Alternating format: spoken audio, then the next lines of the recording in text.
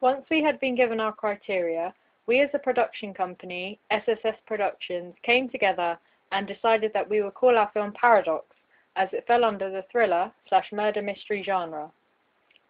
The conventions of a teaser trailer that falls under these genres are things such as using low lighting scenes or filming at night, a voiceover explaining the story behind the characters, lots of snappy cuts and fades to a black screen to build up suspense. Tension and suspense should be built up throughout using the mise-en-scène. We also ensured that we combine this with conventions of teaser trailers in general, which consists of music editing, key shots from the film itself, the title and coming soon, audio that keeps the theme of the plot to add to the effect. The plot should keep the audience hooked, and a good gripping title to excite the audience at home and lure them into wanting to watch the film.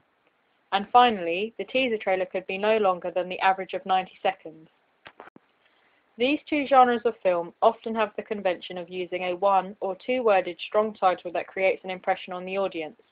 The Godfather, Psycho, and Seven are just a few that fall under this convention, and it is one that we chose to follow. We chose the word paradox so that the audience can sense the confusion as to who killed our main character, Monty. A paradox is something that contradicts itself, which is what Monty has done. He made a vow of commitment to his wife, Mrs. Jones, when they got married, yet he is having an affair. At the same time, he told his lover Kirsty that he would be with her, but he can't because he is married. A knife, a candle holder, and a gardening fork were our weapons of choice. All of the weapons are objects that can be found within a household, and the audience can relate to, knowing that they inflict pain. We wanted to choose a selection of different weapons, some following forms and conventions, and others not.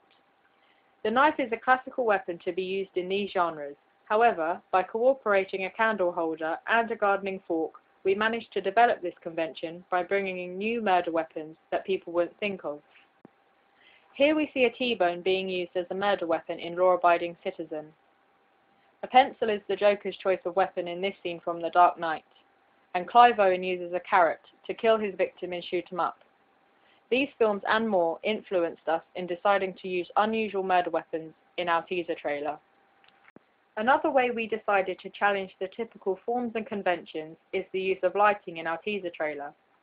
Through our research, we acquired the knowledge that thrillers and murder mystery films alike use quite dark lighting by studying the mise-en-scène.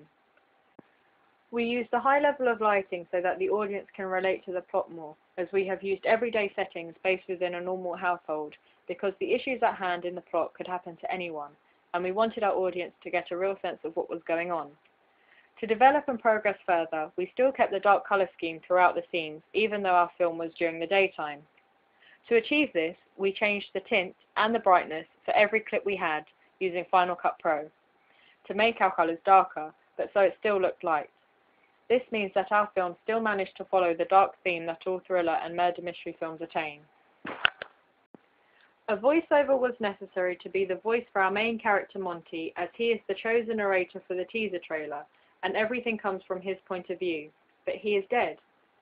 Through study of the genres, we recognized that quite a few used the technique of a voiceover to narrate the teaser trailer.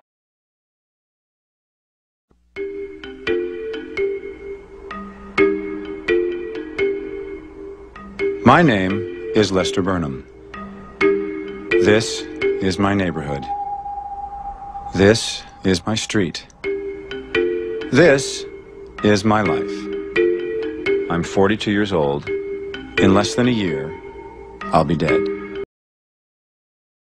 American Beauty in the opening scene. The voiceover is from the main character played by Kevin Spacey, who is dead, and talking to the audience after his death has occurred. We also researched The Lovely Bones and Desperate Housewives, as they all use a voice of someone who has passed away. A voiceover was required to push the story in the right direction. We chose to go with someone else other than Sultan Toki, our original actor, and the reason behind this was because our teaser trailer is American-based, so an American accent would flow more in contrast to a British one. The person's voice that we chose is also a deep voice, which is more intimidating as opposed to a high-pitched voice. We took this even further and developed the convention to make it our own. Instead of having one constant piece of speech, we recorded the voiceover, then broke it up so the words would fit in with key scenes and climax points in the teaser trailer to make it more fascinating and keep the audience locked in.